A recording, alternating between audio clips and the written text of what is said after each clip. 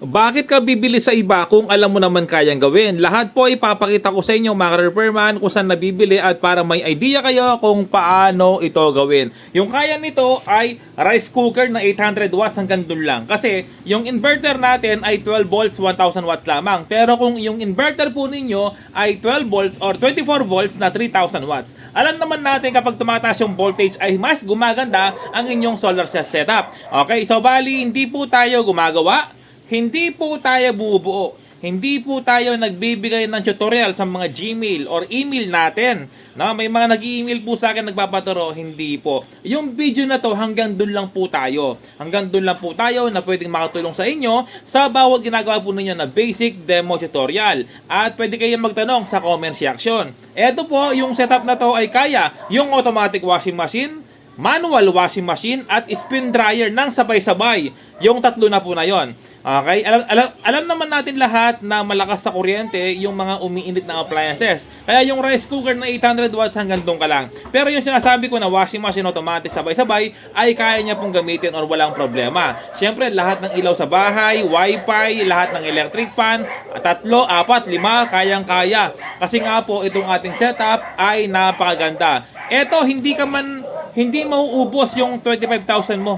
Meron ka ng ganito, no? Hindi mauubos. Basta't ikaw ang gagawa. Okay, pwede kang manood sa mga ibang vlogger. Pwede kang manood sa mga ibang tutorial video sa YouTube. Okay? So, umpisan na po natin yan. Iguguhit ko po dito sa whiteboard kung paano yung ating connection.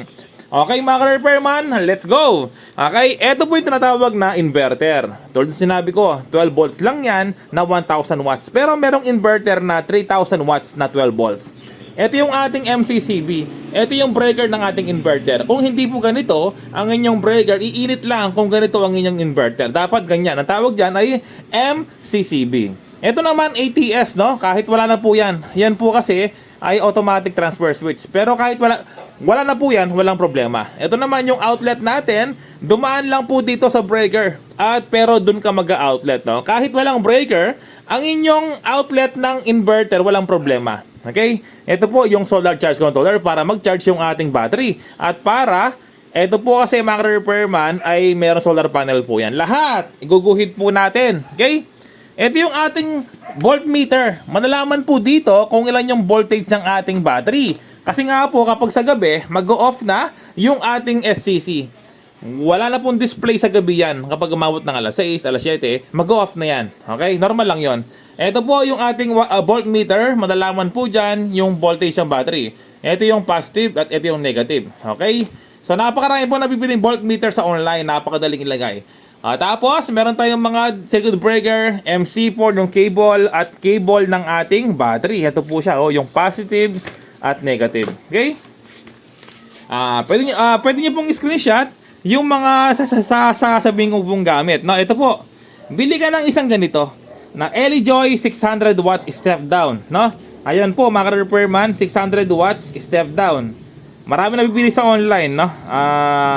Ito po kasi yung kaya po nito ay isang solar panel na 615 watts. Okay? So ayan po, bili ka ng isang ganyan. Tapos bili ka ng ganito na snot inverter na 1000 watts 12 volts, no? Ikaw na bahala kung ano yung gusto mo. Kung 24 volts ba, walang problema. No? Ikaw na bahala kung ano yung bibilin mong inverter. Ulitin ko lang, mas tumataas yung voltage, mas gumaganda. No? 24 volts, 3000 watts na inverter ay napakalakas, napakaganda. No? Kaya po yung ref, freezer, kaya po yung aircon na 1 HP. No?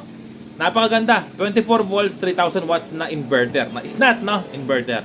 Ayun, syempre kapag 24 volts ang inyong inverter, pati battery mo, 24 volts. At syempre, kailangan mo magdagdag ng solar panel na 3 hanggang 3 kapag 24 volts ang inyong setup. Okay, pero yung sinabi ko sa inyo, hindi mauubos yung 25,000 sa ganitong klaseng setup. Okay? So ayan po, 12 volts, 1000 watts. Tapos ito, yung MCCB na circuit breaker, bili ka ng DC. Ito po, DC bibilin po ninyo kasi nga DC yung ating panggagamitan. 100 ampere or 125 ampere. Tapos ito, kung gusto mo lagyan ng box, bili ka. Okay? Pwede mong screenshot.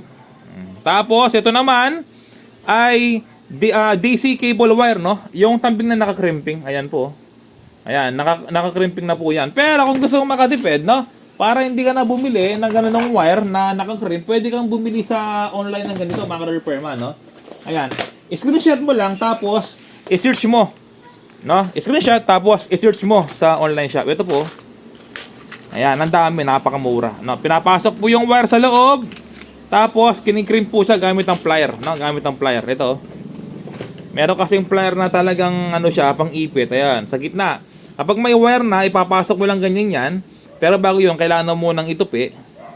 O kapag nakatupi na, tsaka mo siya pigain, no? Yung pigang-piga para mag-lock. Napakarami, oh. Pwede mo siyang screenshot para i-search mo na lang sa online.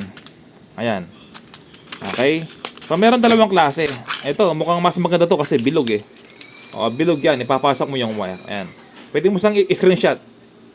O, tapos i-search mo sa online. Ipapaliwanag ko kung bakit kailangan mo ng ganito, no? Tapos, ito, okay, ipaliwanag ko na. Ito kasi yon. Ayan, no? Nag-crimping tayo dyan para sa ating MCCB. Ayan, nag-crimp tayo. Tapos dito, wala na siyang crimp, no? Diretso na siya sa positive at negative. Positive red, negative by black. Ayan, no? O, tapos, diretso po dito yan. Kapag positive ka dito, positive din dyan. O, negative, negative. O, tapos, lagyan mo ng voltmeter. Ayan, no? Positive, negative. Ang dami na bibili sa online, no? I-search mo lang, voltmeter 12 volts. O, tapos ito yung 12 volts ng battery. Positive at negative. O, diba? O, tapos, ito yung ating output. Output yan ng ating 220 volts. Kuryente sa bahay. Ito yun. Ito kasi, pinadaan ko lang sa dito. Output din yan na meron siyang dalawang wire, no? N, line, tsaka neutral. Pero kahit na hindi mo yan bubuksan, diyan ka kukuha ng source, walang problema. No, talagang pang-outlet po yan. Okay? Tapos, eto mga ka-repairman, no? Guguhitin ko para may idea kayo. Okay, yung number ng wire natin ay DC number... ano kasi to mga ka-repairman? Number 6. Ito, yung ganyang kapal. Number 6 yan. DC DC. Ayan. Wala ka nakita number 8 dyan. DC po yan, number 6. Ito, yung MC4, no? Ayan. Ang tawag dito ay DC cable wire with MC4. Ito po siya, yung wire ng inyong solar panel. Oh, yung red positive, yung ano naman, yung black and negative. Okay? So kailangan mong itama yung polarity, hindi pwedeng baligtad, no? Masisira ang inyong SCC. So kailangan po tama yung polarity. So halimbawa, ito po yung ano mo, positive, yung red. Oh, ito yung positive. Oh, di ba? Kasi lalabas sa solar panel ang positive mo ganito. Ganito yung ano niya, yung pagkaka-design. Ganito yung solar panel na positive. Oh, tapos syempre ito i-connect mo yung positive sa breaker po ninyo. O negative, ito po 'yon. Okay, paliwanag na maayos. Gusto ko malinaw yung aking tinuturo.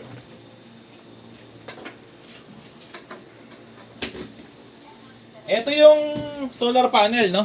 Ayan, pero hindi to yung ating ilalagay. Ito yung positive. Yung ganitong klaseng design, positive po yan ng solar panel. Lahat ganyan. Ito naman po yung negative. Negative yan. Okay? Para may idea po kayo. Para may idea kayo sa mga ginagawa po ninyo. Gusto ko kasi malinaw yung aking tinuturo. Okay, so yun. Tapos na po tayo dito sa positive negative. O yun. So lahat na ipaliwanag ko na. Ay, yung ating... Ito pala mga repairman, no? Yung LJ po natin, no?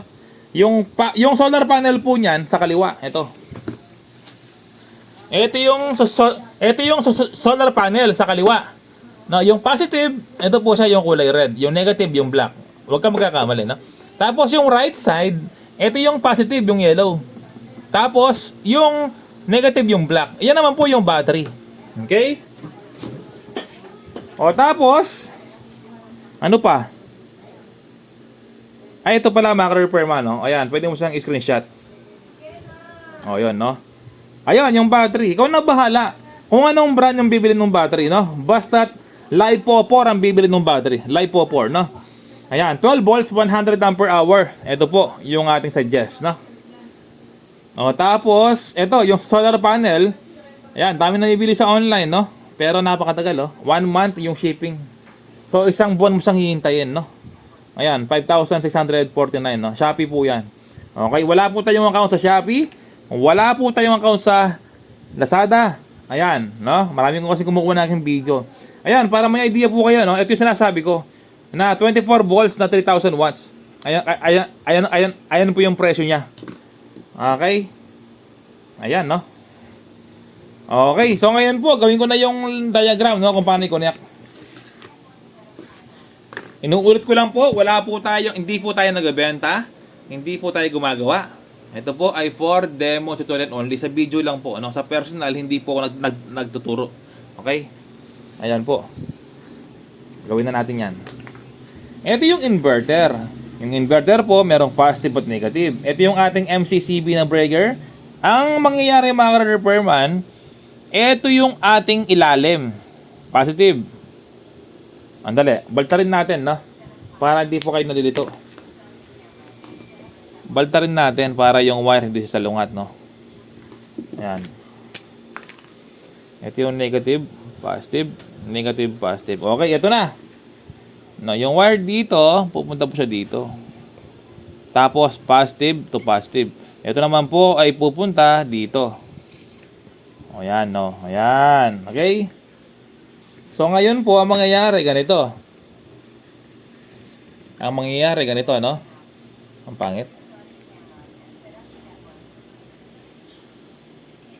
Okay? Tapos, ito yung ating Joy na 600 watts. Ang mangyayari mga repairman na ganito, ito yung breaker po natin, no? Nakalimutan ko sabihin yung breaker. Yung breaker po ay, ito ay DC 25 ampere. DC po, 25 ampere po ito, no? Ayan, DC. Ito naman po ay 32 ampere DC. Ito yung solar panel, 25 ampere. Ito naman po yung sa battery, na meron po siyang 32 ampere DC, DC. Okay, ito yung solar panel, pupunta po dito sa positive.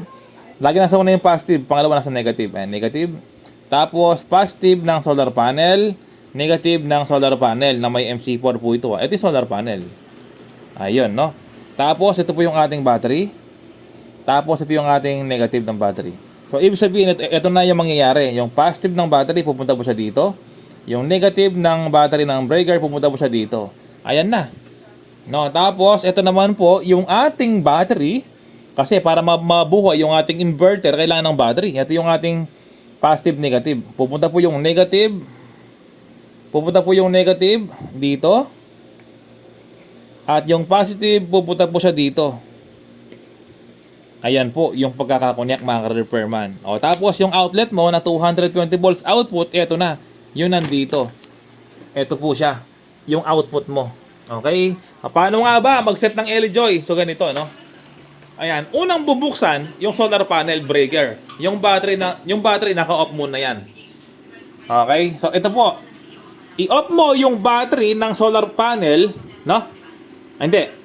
I-off mo yung breaker ng battery. Tapos, naka-on yung breaker ng solar panel. Ayun. Tapos, i-click mo yung set dito. Ayan, set sa taas.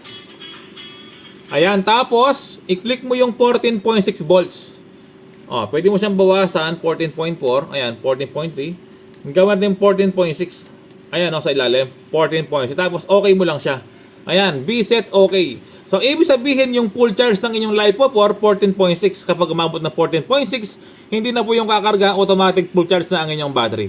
Okay, so 14.6 po yung full charge po nito mga repairman. So, ganun lang.